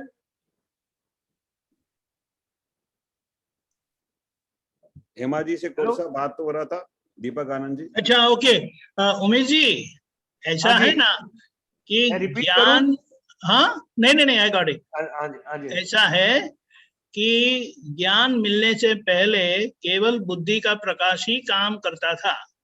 हाँ जी, हाँ ठीक है, बिल्कुल. ज्ञान मिलने के बाद प्रज्ञा शक्ति जागृत हो गई तो शुद्धात्मा का प्रकाश अब काम करता है, जिस तरह से आपने बताया कि वो निर्दोष दृष्टि वाला ही है. वो निर्दोष दृष्टि वाला ही है, बिल्कुल. अभी जितना आपका निश्चय पक्का होता है कि मुझे ज्ञान में ही रहना है, निर्दोष है और मुझे निर्दोष देखना है, तो बुद्धि बताएगी लेकिन आप उनका सुनेंगे नहीं. अच्छा. बुद्धि खलास नहीं होती, बुद्धि सम्यक होती जाती है, पॉजिटिव होती जाती है, लेकिन उसका जो स्वभाव है ना, उसको हम नजरअंदाज करते हैं. अच्छा. वो ऐसा बोलती नहीं है कि मेरा सुनो, लेकिन हमें उन पर, उसके ऊपर विश्वास था अब तक. तो उसके दिखाए हुए प्रकाश से, मान्यता से, जजमेंट से हम चले जाते थे. तो अभी उसको रिपेयर नहीं करना है. अच्छा. उसको सुनना नहीं है, वो उसको नहीं सुनेंगे तो अंदर अंदर वो खत्म हो जाएगी. बुद्धि को खत्म नहीं करना है, लेकिन वो ये ज्ञान के परिचय से, ज्ञान के एक्सपोजर से वो पॉजिटिव होती जाती है, क्योंकि वो नेगेटिव एक्सपोजर से नेगेटिव हो गई है. तो इस बात का तोड़ एक ही है कि उमेश को ये निश्चय बरकरार रखना है कि निर्दोषिता का. करेक्ट. बस इतना. दादा भगवान ने सारे विश्व को निर्दोष देखा है, आपको भी निर्दोष देखना है. हाँ बस मैं करेक्ट. तो इसका मतलब यह हुआ कि एक स्टेज वो आएगी जब उमेश भास्कर की बुद्धि निर्दोष हो जाएगी.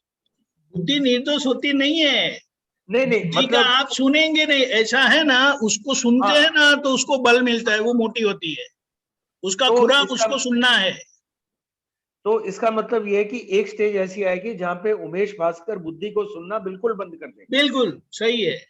वो दादा सिर्फ भगवान ने भी प्रज्ञा से ही दादा चलेगा। दादा भगवान ने क्या बताया कि हमारी बुद्धि सम्यक हुई है और हम उसका सुनते भी नहीं है, हाँ समझ गया।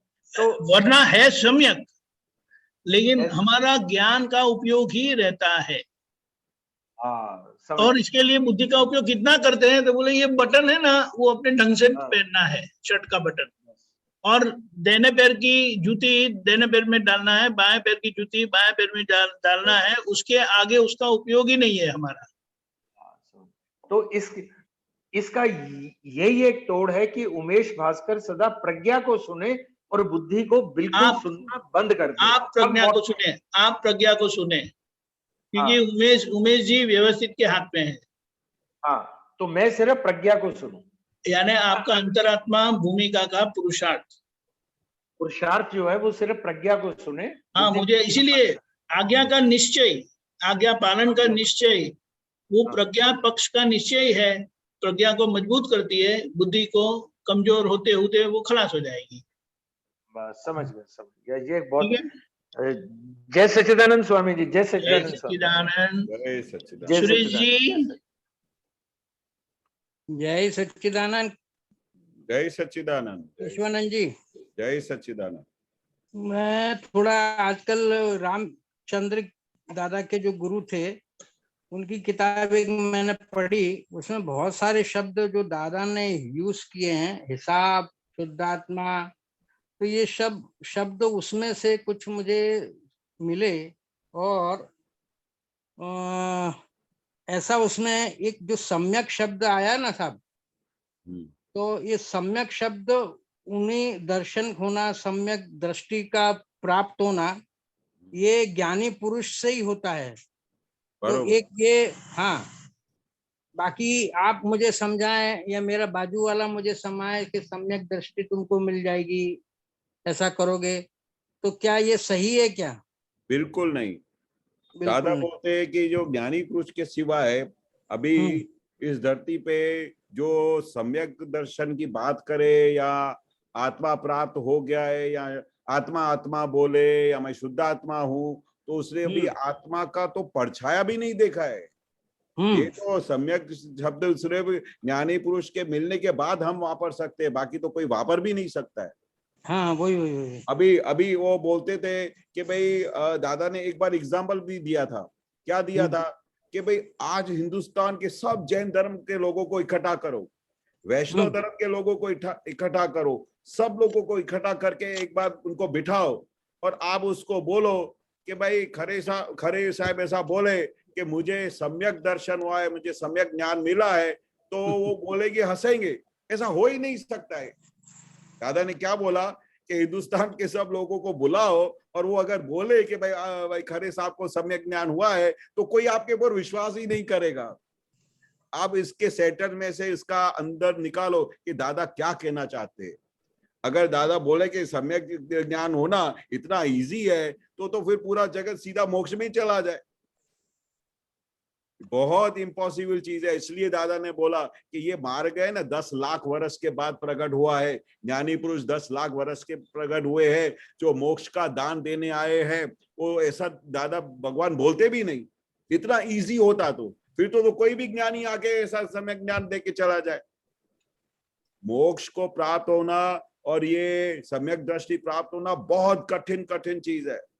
इट इज नॉट, ये सब कृपा का फल है। आपने गए भव में कोई भी ऐसा पुण्य किया होगा, कोई भी ऐसा वो पुण्य करने के बाद ये आपको कोई और आपकी जबरदस्त भावना होगी कि मुझे कोई ज्ञानी पुरुष मिले, मुझे ये सम्यक मार्ग मिले, तो उसकी वजह से आपको ये पुण्य के स्वरूप हाथ में इतना बड़ा चीज हाथ में मिल गया, लॉटरी लग गया आपका। नहीं तो किताब पढ़ने से आ जाता है क्या साहब? वो दादाजी क्या बोलते हैं, अबजो रुपया आप काउंट नहीं कर सको। ये कृपा का फल है। और ये बाकी जो सब किताबों में लिखा है या सब मतलब लगा है कि सब दादा बात ज्यादा उनको खुला नहीं करते थे क्योंकि सब लोगों को फिर गलत लगे, पर हमारे महात्माओं को इनकी अहमियत समझाते थे कि यार सम्यक ज्ञान क्या है, सम्यक दर्शन क्या है। और ये हमारे महात्माओं को उनका वैल्यू दिखाने के लिए दादा एक्सप्लेन करते थे कि क्योंकि दादा क्या बोलते थे कि कलयुग का ऐसा भारी टाइम आया है, ऐसा काल विचित्र आया है कि हमको हथौड़ा मार मार के कहना पड़ता है कि भगवान प्रकट हुए हैं। ऐसा भारी टाइम आया है। बाकी अगर भगवान इधर प्रकट हुए हो, 14 का नाथ प्रकट किया हो, तो उसको एक शब्द भी बोलना नहीं पड़े, उनकी आंखों में देखने से पता चल जाए कि ये साक्षात परमात्मा है, ये मोक्ष का दान देने को आए। पर काल का इतना बड़ा विचित्र है, काल है कि कुछ प्राप्त नहीं भी हुआ है तो भी बोलेगा मेरे को आत्मा प्राप्त हो गया है। अभी वहां पर दादा बोले कि हम क्या उनके साथ पहुंच सकेंगे। उसमें एक जगह ऐसा भी लिखा था कि कृष्ण भगवान का एक जो सेंटेंस है ना, यदा यदा ही धर्मस्य, अब वो क्या है, वो फेल होता है वो उनके राजचंद्र के एक सेंटेंस से। अब वो बोलते हैं कि जब जब भगवान माने यहाँ पे अधर्म होता है पृथ्वी पर तो भगवान को जन्म लेना पड़ता है। अब वो क्या बोलते हैं राजचंद्र श्री राजचंद्र जी के कृष्ण भगवान के उदय कर्म के कारण उनको जन्म लेना पड़ा। तो ये थोड़ा सेट नहीं हुआ, मुझे थोड़ा मन में ऐसा विचार आया कि उनको वो क्या है, हर एक दादा नहीं बोलते थे कि महावीर ने जो बोला तो लोगों ने क्या उंगला ले लिया, ऐसा है, अर्थ का अनर्थ कर दिया है पूरा। और दादा जब कृष्ण भगवान की बात करते हैं या श्रीमद राजचंद्र जो कहना चाहते हैं, लोग के मति से पहुंचना बहुत मुश्किल है, बहुत मुश्किल बात है। और कर्म खपाना तो एक मनुष्य को भी कर्म खपाने आना पड़ता है। आपको कर्म खपाने के लिए नहीं आना पड़ा है, सबके साथ हिसाब पूरा करने नहीं आना पड़ा है, भगवान को भी आना पड़ता है।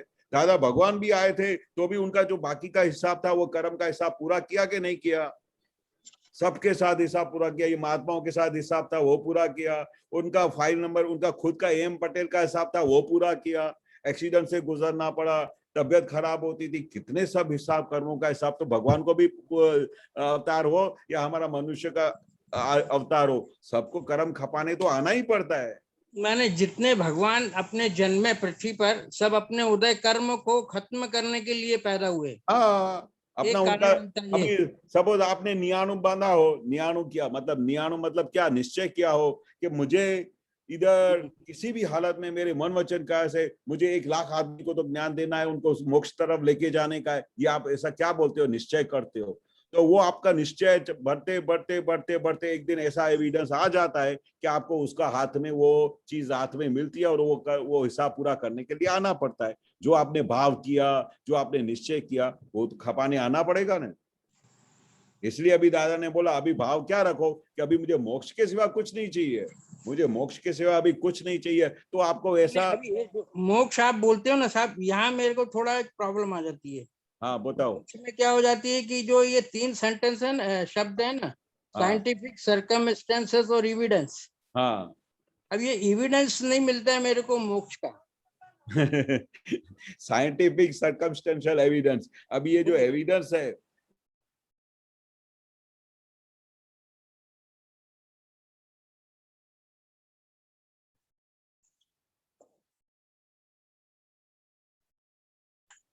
हाँ, वो क्या है, वो अभी इस दृष्टि पता नहीं चलेगा। जब आप केवल ज्ञान की दृष्टि में पहुंचेंगे, जैसे दादा भगवान थे तो ना, वो केवल ज्ञान वाले भी नहीं मिलते ना। हाँ, तो वो दादा भगवान तो मिले हैं ना, वो तो पता है ना, उनके ऊपर तो विश्वास रखो कि भाई वो जो दादा बोलते हैं कि वो दादा ने वो साथ देखा होगा तो बोले होंगे ना, आप समझे।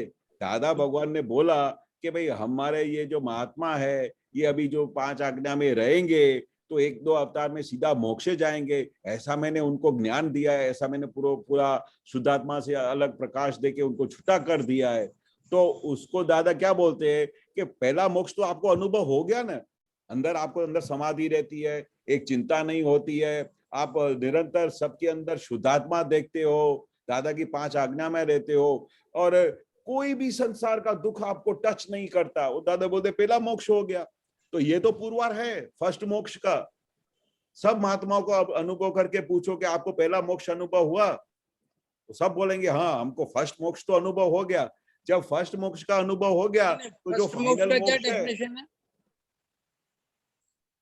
जो फाइनल मोक्ष है वो तो उसका रिजल्ट है फर्स्ट मोक्ष का। नहीं, पहला मोक्ष कौन सा है ये? पहला मोक्ष क्या है कि भाई तुमको संसार के किसी भी दुख में से आपको अलिप्त हो गए, संसार का कोई भी दुख आपको टच नहीं करता, संसार की कोई चिंता नहीं होती है, तो दादा क्या बोलते हैं कि ये आपका पहला मोक्ष हो गया। दादा ने कितना बड़ा खुला किया है, मतलब ये बात हकीकत है, क्योंकि एक क्षण के लिए भी आपको दुख नहीं होगा। दुख होगा तो किसको होता है? खरे को होता है, आपको शुद्धात्मा हो, मतलब आपका पहला मोक्ष हो गया, 200% पहला मोक्ष का अनुभव हो गया। तो दादा बोलते हैं जो फाइनल मोक्ष जो बोलते हो आप, किसने देखा नहीं है वो तो उसका एंड रिजल्ट है। जब आप उस दशा में आओगे तो खरे साहब को खुद दिखाई देगा, और उस दिन खरे साहब सेलिब्रेशन करेंगे कि हाँ दूसरा मोक्ष मेरे को मिल रहा है अभी।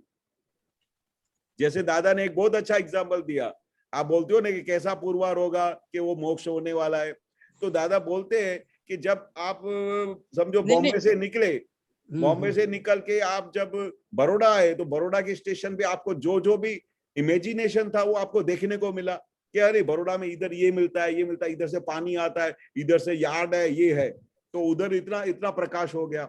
ऐसा करते करते आप रतलाम आए तो रतलाम में आपने सुना था कि अभी रतलाम में बहुत तीखा सेब बहुत अच्छा मिलता है, पर जब स्टेशन पे पहुंचे तो तीखा सेब का आपने अनुभव किया तो आपको पता चल गया ओ मैं रतलाम पहुंच गया। नहीं, एक जानना था कि ये हिंदू धर्म में भी लोग क्रिया कर्म करते करते मोक्ष में जाते, इतने सारे मठ हैं अपने उत्तर भारत में, हाँ। ये लोग भी मोक्ष जा रहे हैं, तो इन लोगों का अनुभव क्या है? ये यज्ञ वज्ञ करते देवताओं की आह्वान क्रिया कर्म में पड़े हुए हैं, हाँ। ये लोग भी तो मोक्ष में जा रहे हैं कि नहीं? नहीं, वो दादा क्या बोलते हैं कि जो ये क्रिया कर्म एक ही ये सब रास्ता है, दादा वाला ही रास्ता है मोक्ष का।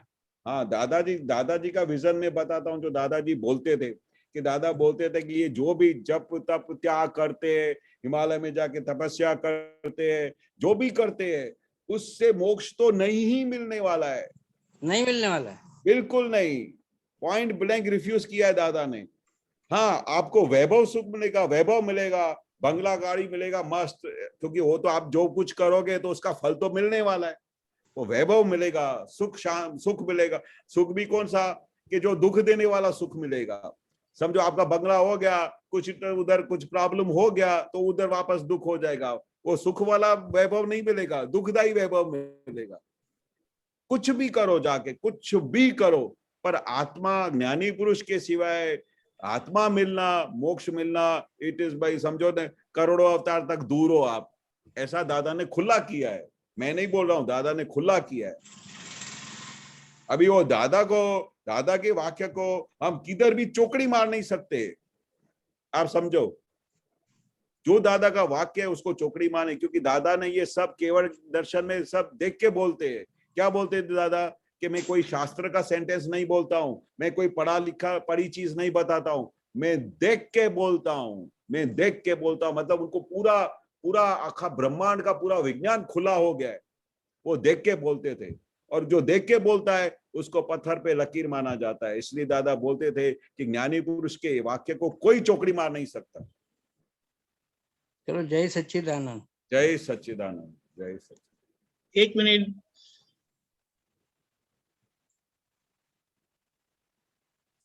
जय सच्चिदानंद।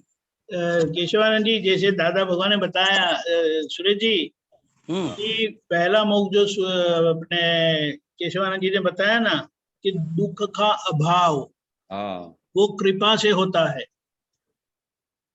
ज्ञान की प्राप्ति से दुख का अभाव, वो पहला मोक्ष है। पहला मोक्ष। फिर वो पुरुषार्थ में आ जाते हैं आज्ञा पालन के, तब उसके परिणाम से सुख का सद्भाव होता है। हाँ, सुख का सद्भाव। और आखिर में आत्यंतिक मोक्ष होता है वो पुरुषार्थ के परिणाम का। हाँ, परफेक्ट। समझिए कि अपना सुरेश जी, फिर दूसरी एक बात ये भी बताई, ये सारे मार्ग व्यवहार मार्ग है ना, वो व्यवहार शुद्धि का मार्ग है। नहीं, ये करोड़ों लोग ये मठों के अनुयायी हैं, साधु संत लोगों के पीछे पड़े रहते हैं, तो मैं सोचता हूँ कि सब माने कहाँ भटक गए हैं कि क्या बात है? नहीं, कोई भटक नहीं गए हैं, क्योंकि वो सब हेतु मोक्ष का ही है। नहीं तो हेतु मोक्ष वो मिल रहे, जब क्या मिलने बताया? वाला नहीं है वो सड़क पर नहीं, वो ऐसा नहीं बताया है। जाने दादा के मोक्ष की दादा तरफ। दादा भगवान ने जो बताया है उसका मायना समझना पड़ेगा। दादा भगवान ने किसी को नेगेटिव बोला ही नहीं है कहीं पर, लेकिन उन्होंने जो ना बोला है उसके पीछे समझना जरूरी है कि आज जो व्यवहार शुद्धि का मार्ग है वो काम नहीं करता है। ऐसा नहीं करता क्योंकि मन वाणी काया की एकता नहीं है। इसीलिए ये व्यवहार शुद्धि का मार्ग काम नहीं करता है। लेकिन हेतु व्यवहार शुद्धि का है तो वो पुण्य का काम करेगा और आखिर में उनको ज्ञानी पुरुष मिलेंगे, और ज्ञानी पुरुष मिलने के बाद मूल मार्ग उनके हाथ में आएगा, तब वो मूल मार्ग पर आ जाएंगे।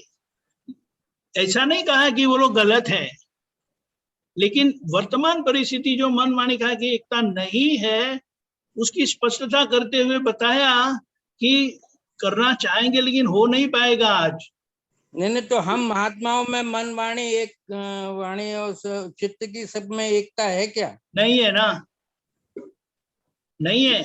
सर्टिफिकेट देने लग गया। नहीं है, सवाल ही नहीं है, नहीं है। हम खुद को हम अनुभव भी करते हैं, सब लोग अनुभव करते हैं, लेकिन क्या बताया है कि हमें जो दृष्टि मिली है वो बाहर से मन वाणी काया की एकता नहीं है। अंदर से क्या होता है कि हम निश्चय करते हैं और निश्चय के अनुरूप हमारा मन वाणी काया का व्यवहार नहीं है, उसका हम प्रतिक्रमण करने से, प्रत्याख्यान करने से अंदर से इस तरह से एकता प्रस्थापित होती जाती है और उसका परिणाम वहां महाविद्य क्षेत्र में जाएंगे। बिल्कुल बाहर से आज मन वाणी काया की एकता नहीं है, लेकिन अंदर से इस तरह से। इसीलिए दादा ने क्या कहा कि दृष्टि से, ये दृष्टि का मोक्ष मार्ग हमें मिला है जो हकीकत में आखिर में मिलती है, लेकिन आज कृपा से हमें पहले मिल गई है। इसीलिए आज जो व्यवहार शुद्धि करना चाहते हैं वो इस तरह से हो रही है, और जिनको ये दादा की समझ मिलती है ना, तो उनको भी यह फायदा इस तरह से करता है, क्योंकि वो भाव पुरुषार्थ पर आ जाते हैं। तो ये कोई गलत नहीं है, सब मार्ग। इसीलिए दादा ने ये भी कहा है कि सभी के पास ये दादा भगवान का विज्ञान आएगा। वो दादा भगवान ने कहा ये मेरा विज्ञान नहीं है, वही ऋषभदेव भगवान का विज्ञान है, वही महावीर भगवान का विज्ञान है, वही राम भगवान के हृदय में जो उन्होंने वशिष्ठ मुनि से प्राप्त किया था वही विज्ञान है। कृष्ण भगवान के हृदय में जो था वही विज्ञान है। वो विज्ञान अगर प्राप्त हो जाता है तो आज के सभी मार्ग प्रवृत्त हो जाएंगे, एक्टिव हो जाएंगे। उनको कोई बदलना जरूरत नहीं है, दादा भगवान में आने की जरूरत नहीं है, लेकिन वो विज्ञान समझना जरूरी है कि ये विज्ञान बोले मेरे हाथ में आ गया। मैं तो जानता नहीं था, मानता नहीं था कि कुछ आएगा, लेकिन एकदम से प्रकाश हो गया तो सभी को लाभ हो गया। ऐसा है। बिल्कुल सही, बिल्कुल सही। हाँ, जय सच्चिदानंद। एक मिनट उमेश जी बोलिए।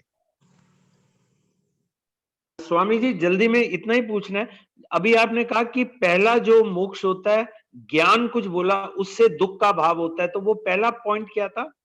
विच लीड्स टू दुख का भाव से प्राप्त होता है, ज्ञान प्राप्ति का मार्ग है। हाँ, ज्ञान प्राप्ति से दुख का अभाव होता है। हाँ, दुख का भाव, समझ गया, बस that's all. First experience is दुख का अभाव, दूसरा पुरुषार्थ है सुख का सद्भाव, और उसके पुरुषार्थ के परिणाम से आत्यंतिक मोक्ष होता है। आत्यंतिक मोक्ष, ठीक है स्वामी। जय सच्चिदानंद। जय सच्चिदानंद, थैंक यू सो मच। जय सच्चिदानंद। सुरेश जी आप त्रिमंत्र फॉलो करिएगा। केशवानंद जी आप बुलाए। आज नमो वितरागाय, नमो वितरागाय, नमो अरिहंताणम, नमो अरिहंताणम, नमो सिद्धाणम, नमो सिद्धाणम, नमो आयरीयाणम, नमो वायरियाणम नमो वज्रायाणम नमो वज्रायाणम नमो लोये सव्व साहुणम नमो लोये सव्व साहुणम ऐसो पंचन मुक्कारो ऐसो पंचन मुक्कारो सव्व पावप्पणासनो सव्व पावप्पणासनो मंगलाणं च सव्वेसिं मंगलाणं च सव्वेसिं परमं हवै मंगलम् पड़वम हवै मंगलम। ओम नमो भगवते वासुदेवाय ओम नमो भगवते वासुदेवाय।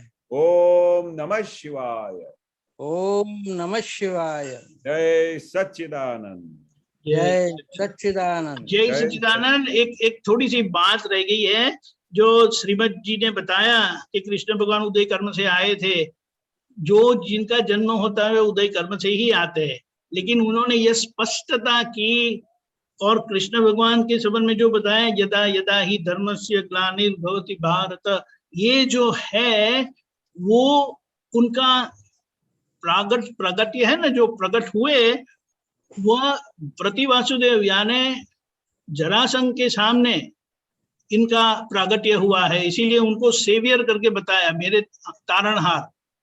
वो तारणहार स्वरूप से आए और इस तरह से एक महिमा प्रकट होती है।